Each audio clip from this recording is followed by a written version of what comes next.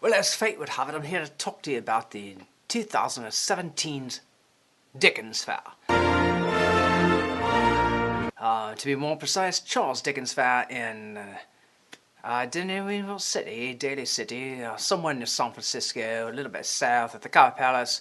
You can't miss it if you do go there. I'm going to be switching accents the entire time, so don't get used to one, and don't complain too much, otherwise I'm going to have to tune you out. The Dickens Fair, I was there once about 3-4 years ago, and it was in 2017. It was first time for me, and this would be the second time I was there.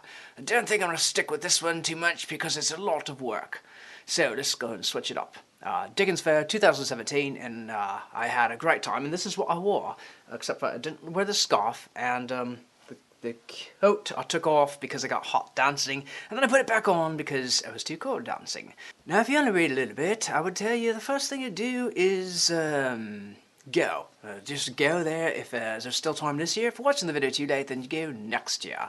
The second thing I want to tell you is have fun. If you're gonna go, have fun. And what I mean is, like, participate in things, play around with accents. I mean, if you want to try a British accent, do so. Don't worry what people say or if they laugh or critique, because the people there aren't going to. Just remember, just go with people you can have fun with and that are going to play with you. But if you're not willing to go have fun and play, then what's the point? I mean, you can just go and take pictures and have some food, but you get so much better experience if you actually just partake and just get into it and just, have some fun. Be a kid.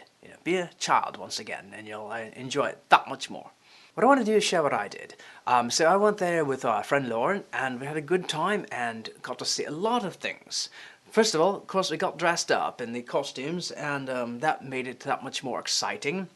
Had a drink or two, and of course they serve libations there, and that of course is something I definitely recommend doing. Have a drink if you want. You don't need to, and by all means, you shouldn't have to, but if you want to, it's there. For me, I tried to see everything possible. Whatever they had, I wanted to make sure we covered everything. Just went into almost every shop and shopped around and talked and chattered and had a good time with the people that were there. And also, danced on the Fezziwig's dance floor, watch the things, and get involved in their little, the social games. That was pretty exciting in and of itself. So, in summary, check out the Fezziwig's area, watch the things, do the things if you have opportunity, and that's definitely worth visiting. The dances, the waltzes, I mean, they're just, if you're going to be in it, they're probably just going to be waltzes and polkas, and if you can count to 3 or count to 2, you can polka. If you count to 3, you can waltz. But one note, it is pretty fast, and there's a lot of people. I mean, there could be a lot of people on the dance floor, and the people are all friendly and stuff like that. But a lot of them are focused on just themselves, taking care of business themselves. So it's hard for them. Some of them, other people, and me too, of course. Not excluding me, but it can be difficult to get out of other people, to adjust for other people, so you do got to be careful. So if you can find an area or a time when there's not a lot of people, if you're not very experienced, if you're a great waltzer, then no problem, you have absolutely no trouble with that at all. And of course, if you're there, I don't know what times they have them, but there's a nice social game where all the gentlemen sit on the outside of the chairs and the women sit on the inside, and they kind of switch chairs and they have a little peck on the cheek, and it's just quite entertaining. And then they switch chairs, and the gentlemen on the inside, ladies on the outside, and that's something you definitely want to try if you're comfortable with that. But I had a blast doing that, so I highly recommend that. I didn't even know it existed there. As well, watch all the entertainments, see any show you can, and chances are it's going to be great. They had a lot of things when I was there, so I don't think there's nothing can go wrong with, so make sure you get to see all the events as well. I'd be remiss if I didn't talk about their food. There were a lot of foods there. Let's see, they had the place where they sold the meat pies, the gyros, the libations, of course, the drinks, and the fish and chips, and finally, it was expensive, so you have to bring a little bit of, they don't take pounds, go figure, but they do take American dollars and probably credit cards and all that good stuff, so there's a lot of great food there. It smells delicious, and it's enough. There's plenty of food to try. One thing, special notice, I do want to point out, I guess I wouldn't say give shout out, I would say give cry out, whatever we did at the time period. Some of the things that I thought were rather spectacular. There was a juggler there. Not quite sure what the area was called, but you can't miss him. He did the juggling, he did the spool, did the blocks, and did the swords, all sorts of great events, and it's just very fun and entertaining, well worth watching, and well worth tipping too. That's, I think, how he makes his living, I'm assuming. There's a gypsy band. The gypsy band's played some excellent music. They're worth sitting down watching them for a while. They just do a great job with the banjo and other instruments. Actually, I don't want to say they're a gypsy band, but they did seem to play, at that time, a lot of gypsy music. So that's kind of why I got that. But I don't know what kind of band they technically are or are not.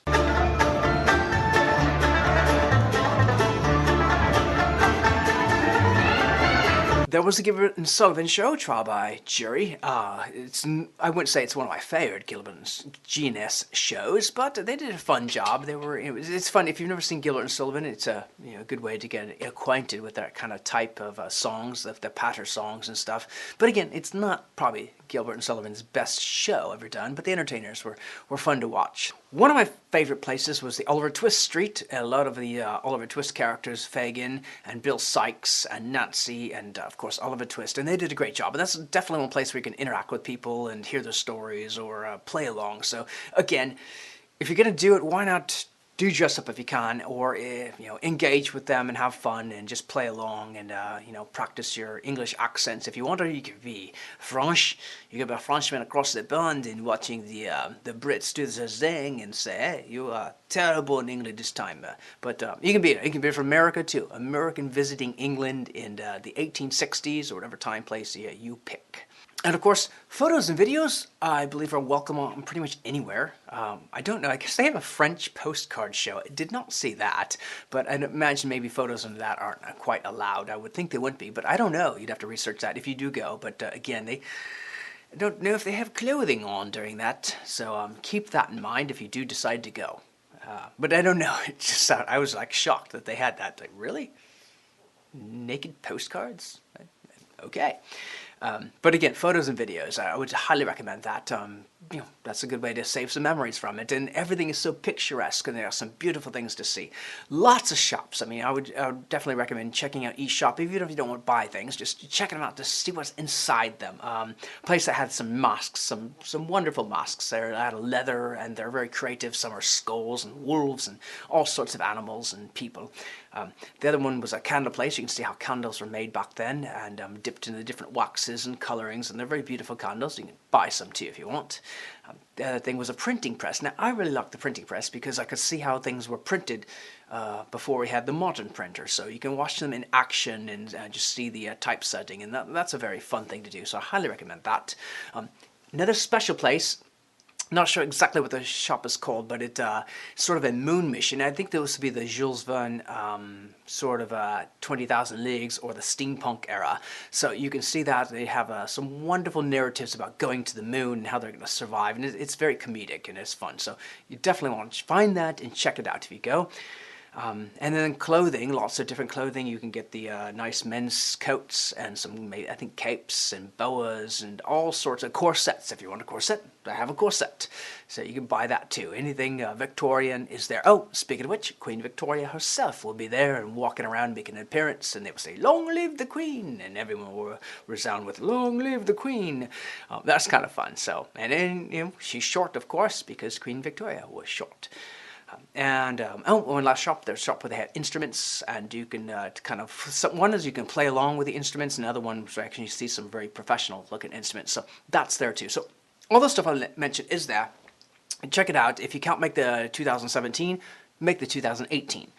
My only comments that could be improved upon were, well, the pricing is expensive, I mean, for the food, but that's just like saying it's cold in Alaska. Of course it's cold. You're at a fair. The food's not going to be cheap, so you have to keep that in mind.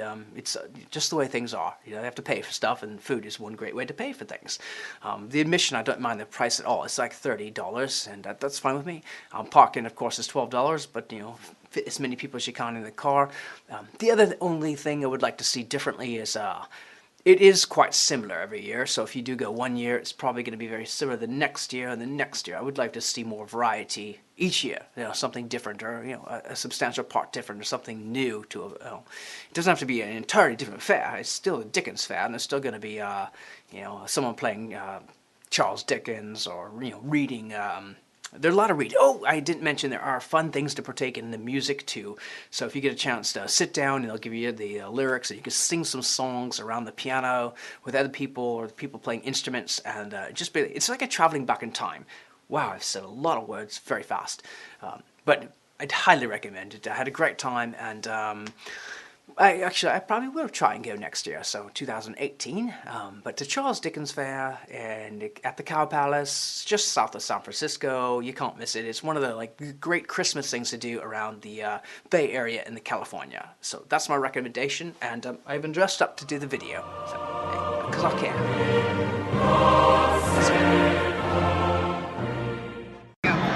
I'm here at the Dickens Fair with Lauren. We came out today to kind of see everything, and a lot of beautiful sights here. We did see a lot of exhibits. We saw candles being made. We saw corsets. I didn't wear one, even though someone told me to. We got some good food. We got some good entertainment, and it's a right nice day. If you can get out here, I definitely recommend it. Lots of fun. So tell us what you're drinking. Oh, this is a very interesting drink. This is chocolate eggnog. Say that again. Chocolate eggnog. And yeah, it's not something I've ever had before. I've had chocolate, I've had eggnog, but I've never actually put them two together. So it's very, I'm going to taste it for you right now. Alright. Lovely face. It's very strange. You just don't know what you're drinking. So I do recommend it because it's very sweet. But it's very awkward because it's like your mouth doesn't know what to taste. So anyway, Dickens Fair, you got to come out and try it. There's lots of good people and a lot of fun and great stuff. So I'd say come out and say hi to the Queen. She won't talk to you in person because she's very diplomatic like that.